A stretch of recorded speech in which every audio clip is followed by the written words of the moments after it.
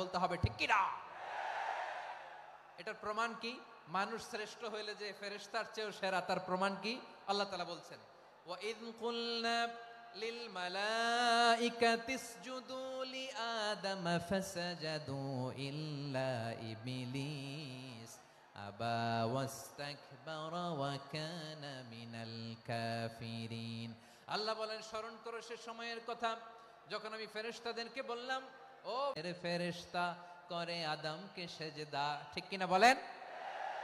তাই তো নূরের ফেরেশতা জাপানের হিরোশিমাতে সকাল 8:15 মানুষ কেউ অফিসে যাচ্ছিল, কেউ খেতে খামারে কাজ করতে যাচ্ছিল। লিটল বয় নামে একটা বোম মেরেছে তারা। এই বোমের আঘাতে, পারমাণবিক এই বোমার রেডিয়েশনে আঘাতে বোম ব্লাস্ট হওয়ার পরে মুহূর্তের মধ্যে 1,40,000 নাই। উপর থেকে যারা মারতেছে এরাও মানুষ, যাদেরকে মারলো তারাও। তার মানে মানুষে মানুষে পার্থক্য আছে না? নেই? মানুষে মানুষে পার্থক্য আছে। নাক কান চোখ মুখ থাকলেই মানুষ নয়। বাড়ছে জনসংখ্যা, কমছে মানুষ, চিল্লায় বলো ঠিক কি না? তাহলে আমরা বুঝলাম মানুষ ভালো হলে অনেক ভালো, খারাপ হলে অনেক খারাপ।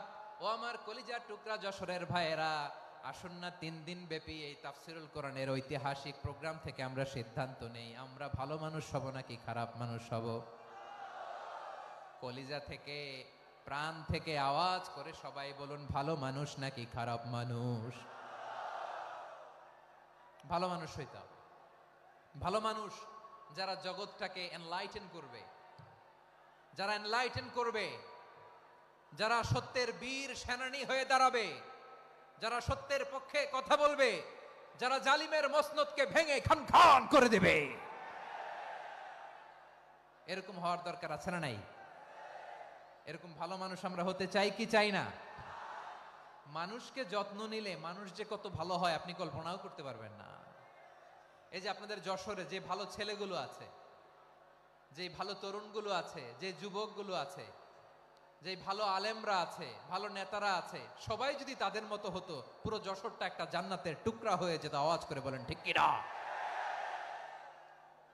মানুষকে নার্চারিং করলে,